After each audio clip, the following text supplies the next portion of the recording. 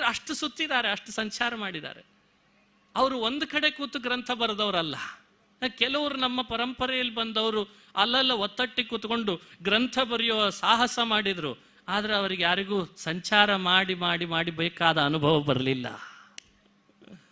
ಕೆಲವರು ಸಂಚಾರಕ್ಕೆ ಕಾಲ ಮೀಸಲಿಟ್ರು, ಆದ್ರೆ ಅವರಿಗೆ ಗ್ರಂಥ ಬರಲಿಕ್ಕಾಗಲಿಲ್ಲ. ಗ್ರಂಥನೂ ಬರೆದ್ರು, ಸಮಕಾಲೀನ ಕವಿಗಳಿಗೂ ಉತ್ತರ ಕೊಟ್ರು, ವಿಷಮಕಾಲೀನ ತತ್ವವಾದದ ಮೇಲಾದ ದಾಳಿಗಳಿಗೆ ಉತ್ತರ ಕೊಟ್ರು, ಸಂಚಾರನೂ ಮಾಡಿದ್ರು. ಇದಲ್ವೇ ತಾಕತ್ತು ಅಂದ್ರೆ? ಇದಲ್ವೇ ಇದು ತಾಕತ್ತು? ಅದಕ್ಕೆ ಅವರ ಸ್ಫೂರ್ತಿ, ಜಗತ್ತಿನೊಳಗೆ ರಾಜರಂಥ ಸ್ಫೂರ್ತಿನೇ ಯಾರಿಲ್ಲ ನಮಗೆ. ಇದ್ರೆ ಹೀಗಿರ್ರಿ, ಬದುಕಿದ್ರೆ ಹೀಗೆ ಬದುಕ್ರಿ, ಆಡಿದ್ರೆ ಹೀಗೆ ಮಾತನಾಡ್ರಿ, ಮಾಡಿದ್ರೆ ಶ್ಲೋಕ ಹೀಗೆ ಮಾಡ್ರಿ, ರಚಿಸಿದ್ರೆ ಗ್ರಂಥ ಹೀಗೆ ರಚಿಸ್ರಿ, ಯೋಚಿಸಿದ್ರೆ ಹೀಗೆ ಯೋಚಿಸ್ರಿ, ಥಿಂಕ್ ಮಾಡಿದ್ರೆ ನನ್ನ ಹಾಗೆ ಮಾಡ್ರಿ ಅಂತಂದ್ರು ಅವರು. ಏನು ಅವ್ರನ್ನ ಮುಟ್ಲಿಕ್ಕೆ ಸಾಧ್ಯ ಇಲ್ಲ ನೀವು.